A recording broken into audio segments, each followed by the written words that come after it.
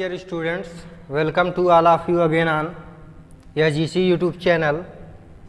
मैं प्रदीप गुप्ता आज आपको रिएक्शन इंटरमीडिएट का एक अगला टॉपिक कार्बेनायंस को पढ़ाऊंगा। से कार्बोकैटायन को पिछले लेक्चर तक हमने डील कर दिया था, उसको बता दिया था। आज हम कार्बोनायन पढ़ाएंगे, कार्बेनायन पढ़ाएंगे। तो इसमें दो वर्ड जुड़ा है, एक कार्ब, एक दूसरा क्या है एनायन। तो कार्ब मतलब कार्बन और एनायन मतलब निगेटिव चार्ज। क्या होगा? Negative charge. यानी कि कोई भी ऑर्गेनिक स्पीशीज जिसमें कार्बन पे अगर निगेटिव चार्ज आता है तो उसको आप बोलोगे कार्बेनायन। तो आप आराम से एक लाइन का डिफिनीशन लिखोगे, carbon bearing negative charge which possesses 8 electron. क्या लिखोगे? कार्बन बियरिंग निगेटिव चार्ज, पहला लाइन है। पहला क्या है? Carbon bearing negative charge are called carbanion in which. दूसरी बात लिखोगे, carbanion possesses 8 electron in valence shell. तीसरी बात क्या लिखोगे? Hybridization of carbanion is sp3 and the geometry of the carbanion is trigonal pyramidal. क्या होगा? ट्राइगोनल पिरामिडल होगा। क्लियर? इतनी बात लिख दोगे। अब उसके बाद हेडिंग डालोगे प्रिपरेशन, यानी कि आप कैसे कार्बेनायन को बनाओगे। तो कार्बेनायन के बारे में हमने क्या पढ़ा? Chemical species bearing a negative charge on carbon and possessing 8 electron in its valence shell are called carbanion. यानी कि कोई भी ऑर्गेनिक स्पीशीज या कोई भी केमिकल स्पीशीज जिसमें कार्बन अगर अपने ऊपर पॉजिटिव चार्ज बियर करता है, पॉजिटिव चार्ज दिखाता है, पॉजिटिव चार्ज शो करता है और उसके आउटर मोस्ट शेल में 8 इलेक्ट्रॉन है, तो आप बोलोगे वह कार्बेनायन है। अब कार्बेनायन के बारे में कुछ बातें भी हमने जान गया कि निगेटिव चार्ज रहेगा, 8 इलेक्ट्रॉन वैलेंस शेल में रहेगा, sp3 हाइब्रिडाइजेशन रहेगा और ट्राइगोनल पिरामिडल ज्योमेट्री। ये बातें आपको जब अभी ऑर्बिटल डायग्राम दिखाया जाएगा तो उसमें क्लियर हो जाएगा। तो प्रिपरेशन देख लेते हैं कैसे हम किसी भी मॉलिक्यूल से कार्बेनायन को प्रिपेयर कर सकते हैं। तो आइए देखते हैं।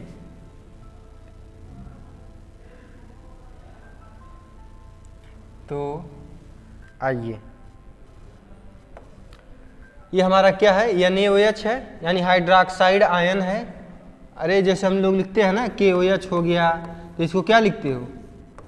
K plus NaOH, K plus OH minus, या NaOH रहता तो यहीं क्या लिखते हैं? Na plus OH minus. तो वहीं से वो OH माइनस आया हुआ है।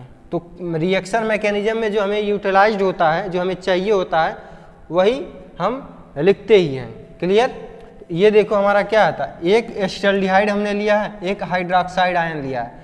इसमें हाइड्रोक्साइड आयन बेस की तरह बिहेव करेगा। कैसे बिहेव करेगा? बेस की तरह। और proton from the acetaldehyde abstract कर लेगा। OH माइनस चार्ज आया, प्रोटॉन को ले लिया और ये इलेक्ट्रॉन उठकर किस पे रख दिया? कार्बन पे। यानी कार्बन पे कौन सा चार्ज अब आ गया? Negative charge. तो यही जो निगेटिव चार्ज यहाँ इलेक्ट्रॉन के रूप में दिखा दिया गया है वही है और कुछ है नहीं। तो अब ये हमारा क्या हो गया? H2 हो गया। अब हम इसको देख लेते हैं कि कैसे इसके आउटर मोस्ट में 8 इलेक्ट्रॉन है। तो देखो ये हमारा तो CHO हो गया। अब ये हमारा क्या है?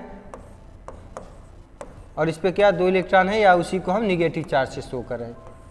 तो 2 इलेक्ट्रॉन यहाँ पे और 2 इलेक्ट्रॉन यहाँ पे, 2 इलेक्ट्रॉन 2 4 6 8 हो गए ना, टोटल 8 इलेक्ट्रॉन।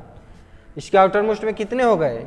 8 यानी तो carbon bearing negative charge in which 8 electron in outermost shell are called carbanion. दूसरा प्रिपरेशन एमाइड आयन और एसिटिलीन से बना सकते हो। याद रखना हमेशा एसिटिलीन जो होता है वह एसिडिक नेचर का होता है। कैसा होता है? एसिडिक, और वो भी वीक एसिड होता है।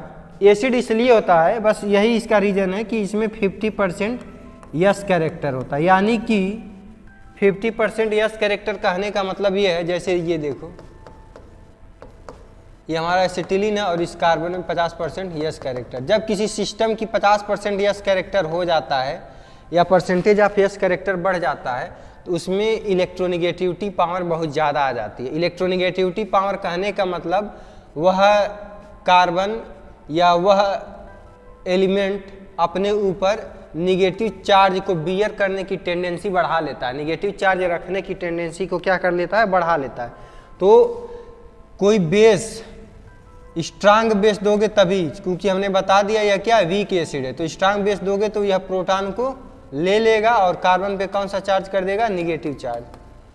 जब निगेटिव चार्ज कर देगा तो कार्बन आयन, वही हम यहाँ करें, देखो एमाइड लिए हैं, NaNH2 था, तो सोडियम अमाइड से वही एमाइड आयन बना है, तो एमाइड आयन ने आया, इस प्रोटॉन को लिया है और ये वाला इलेक्ट्रॉन किस पे रख दिया, इस कार्बन पे निगेटिव चार्ज, ये कार्बन सॉरी यहाँ निगेटिव चार्ज है, तो ये हमारा क्या हो गया, कार्बन आयन हो गया, क्या हो गया हमारा कार्बन आयन। और इसमें देख सकते हो 2 इलेक्ट्रॉन, 4 इलेक्ट्रॉन, 6 इलेक्ट्रॉन और ये 2 8 इलेक्ट्रॉन, इसमें भी कार्बन पे निगेटिव चार्ज है, 8 इलेक्ट्रॉन बियर कर रहा है, तो ये क्या हो गया हमारा कार्बन आयन हो गया, क्या हो गया, ये भी हमारा एक तरह का कार्बन आयन हो गया। तो आइए आगे बढ़ते हैं, हम अब स्टेबिलिटी ऑफ कार्बन आयन बात करेंगे। तो स्टेबिलिटी का फैक्टर वही है, any factor which decrease the magnitude of negative charge will increase the stability of carbocation. यानी कि कोई भी फैक्टर अगर आएगा,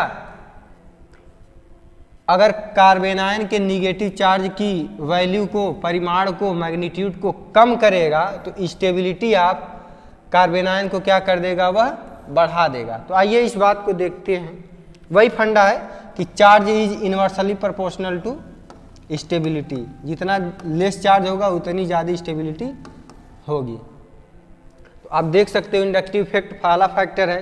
तो अगर इंडक्टिव इफेक्ट में हमने 2 बताया था, एक -I इफेक्ट बताया था, एक दूसरा +I इफेक्ट बताया था। तो +I स्टेबिलिटी ऑफ कार्बोकैटायन को बढ़ाता है, -I stability of carbon ion को बढ़ाता है। क्योंकि जब -I रहेगा तो निगेटिव इलेक्ट्रॉन खींचेगा अपनी तरफ, और जब इलेक्ट्रॉन खींचेगा तो नेगेटिव चार्ज की वैल्यू या नेगेटिव चार्ज का मैग्नीट्यूड कम होता रहेगा। इसीलिए कार्बन आयन में 1 डिग्री इसीलिए कार्बन 1 डिग्री कार्बन आयन ज़्यादा स्टेबल होता है 2 डिग्री से, और 2 degree is more stable then 3 degree. और सबसे ज़्यादा स्टेबल क्या होता है, 0 डिग्री कार्बन आयन या मिथाइल कार्बन आयन सबसे ज़्यादा स्टेबल होता है। और इसी के आगे अगर यह कोई कार्बन आयन, इसके साथ जितना ज़्यादा हाईली -I इफेक्ट वाला ग्रुप रहेगा वह स्टेबिलिटी ऑफ कार्बन आयन बढ़ा देगा। तो आप देख सकते हो इसकी स्टेबिलिटी सबसे ज़्यादा है और सबसे कम किसकी है, इसकी। देखो इस क्यों है, ये हमारा क्या है, कार्बन है और निगेटिव चार्ज है। अगर यह सब +I शो करेंगे, यह सब क्या करें, शो करेंगे +I शो करेंगे, तो क्या यहाँ इलेक्ट्रॉन भेजेंगे, जब इलेक्ट्रॉन भेजेंगे, पहले से ही इस कार्बन के पास इलेक्ट्रॉन है, बाहर से क्या और इलेक्ट्रॉन आ रहा है और पहले से इसके पास इलेक्ट्रॉन है, तो क्या इस निगेटिव चार्ज का मैग्नीट्यूड बढ़ता नहीं जाएगा। जब इस निगेटिव चार्ज का मैग्नीट्यूड बढ़ेगा तो स्टेबिलिटी ऑफ कार्बन आयन कम होता जाएगा। और यहाँ क्या है, ऐसा कोई भी फैक्टर नहीं है कि जो इलेक्ट्रॉन भेजे तो जैसे तैसे है ये पड़ा रहेगा। इसमें क्या है, केवल एक ऐसा ग्रुप है, R मतलब R कोई ऐसा ग्रुप है जो +I इफेक्ट शो कर रहा है। तो इसमें एक ग्रुप है +I, इसमें +I की तरह 2 ग्रुप हैं, तो इसमें 3 है। तो सबसे लेस स्टेबल ये होगा और सबसे स्ट्रांग स्टेबल, सबसे ज़्यादा स्टेबल ये होगा। अगर इसी के आगे कोई ऐसा कार्बन आयन रहता है जो -I शो करता है तो वह इन सब से जीत जाता है या इन सब से ज़्यादा स्टेबल हो जाता है। अब रेजोनेंस इफेक्ट, तो जब रेजोनेंस आता है तो वहाँ पर इंडक्टिव इफेक्ट का कॉन्सेप्ट नहीं लगाओगे कभी भी, क्लियर। हमेशा रेजोनेंस प्रीफर करेगा हाइपर कॉन्जुगेशन पे भी, इंडक्टिव इफेक्ट पे भी, क्लियर। आप ये देख सकते हो यहाँ पर एलाइल और बेंजाइल कार्बन आयन है जो कि रेजोनेंस से स्टेबल है। तो आप देख सकते हो इसमें क्या है, इसमें क्या होगा, रेजोनेंस में क्या होगा, इस तरह के रेजोनेंस में यह कैसा रेजोनेंस है, निगेटिव चार्ज 2π वाला रेजोनेंस है। इसमें क्या होता है, when A negative charge and pi, when A negative charge and pi bond present at the gap of 1 sigma bond, this type of resonance occur and in which negative charge delocalized, in which negative charge delocalized towards the pi electron, ऐसे delocalized होता है। यहाँ negative charge आएगा और यहाँ पर क्या आ जाएगा, डबल बॉन्ड यहाँ पे आ जाएगा, क्लियर। और इसका रेजोनेंस हाइब्रिड भी बना लोगे आप। क्या बनाओगे? CH2 CH CH2, यानी कि यह जो हम निगेटिव चार्ज यहाँ शो कर रहे थे वो यहाँ से ले करके यहाँ तक डीलोकेलाइज्ड हो रहा है, पार्शियल निगेटिव चार्ज हमने दिखाया है। अब हम बेंजाइल कार्बेनायन में देख लेते हैं। बेंजाइल कार्बेनायन में क्या है? निगेटिव चार्ज है हमारा, निगेटिव चार्ज ही यानी इलेक्ट्रॉन्स है, वही आकर के अंदर डीलोकेलाइज्ड होता है और इस पर निगेटिव चार्ज कर देता है। वही फिर इलेक्ट्रॉन आएगा अंदर, ये वाला उठ करके अब यहाँ जाएगा और ये वाला यहाँ इलेक्ट्रॉन आएगा, फिर ये यहाँ जाएगा, ये इस पर निगेटिव चार्ज करेगा। तो यही है, और फिर इसको कर दोगे तो फिर पहले वाला आप पा जाओ। तो इसको बनाओ या ना बनाओ कोई वो नहीं है। क्लियर? यह दोनों सेम है ना। तो यानी क्या हुआ, एक बेंजाइल से जब एक कार्बेनायन पे एक बेंजीन रिंग अटैच था तो टोटल 3 रेजोनेटिंग स्ट्रक्चर मिले। कितने मिले टोटल? 3 रेजोनेटिंग। तो सोचो 3 रहेंगे तब कितने मिलेंगे? 9 मिलेंगे। 2 रहेगा तब क्या मिलेगा? 6 मिलेगा। और उसी तरह से 1 रहेगा तो 3 ही मिलेगा। तो सबसे ज़्यादा स्टेबिलिटी किसमें है? 9 रेजोनेटिंग स्ट्रक्चर में। तो जहाँ भी रेजोनेटिंग कॉन्सेप्ट आ जाता है तो उसको हम रेजोनेंस को ही प्रिफर्ड करते हैं और सबको नहीं प्रिफर्ड, हाइपर भूल जाते हैं, इंडक्टिव को वहाँ नहीं लगाते हैं, हाइपर को भी नहीं लगाते हैं। बस वही याद रखना, एक रेजोनेंस मतलब 3 हाइपर कॉन्जुगेशन। तो अब यहाँ तक बातें आपको समझ में आ गया होगा, रेजोनेंस इफेक्ट भी। आगे बढ़ते हैं। ऑर्बिटल स्ट्रक्चर आप कार्बेनायन देख लेते हैं। ऑर्बिटल में क्या होगा? कार्बन क्या होता है? एक्साइटेड स्टेट में क्या लिखोगे? इसका इलेक्ट्रॉनिक कॉन्फ़िगरेशन 2s1 2p3, और एक निगेटिव चार्ज बढ़ाओगे तो क्या होगा? 2s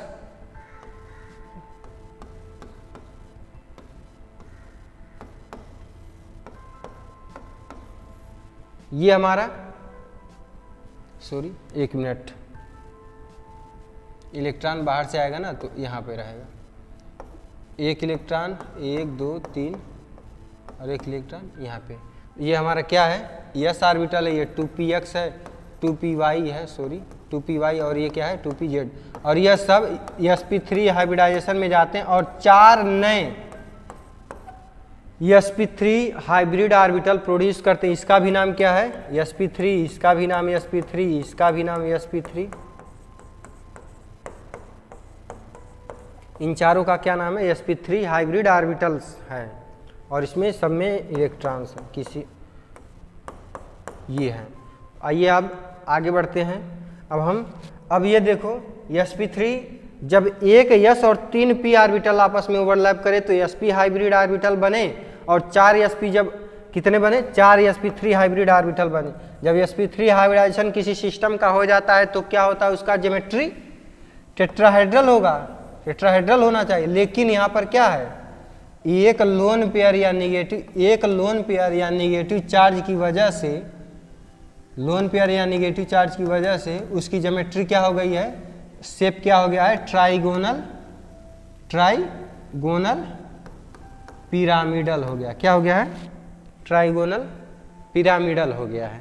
ये देखो, ये कार्बन है, negative charge 1 R 2 R 3 R, ये हमारा R 3 R है, और इस कार्बन पे क्या है? निगेटिव चार्ज है।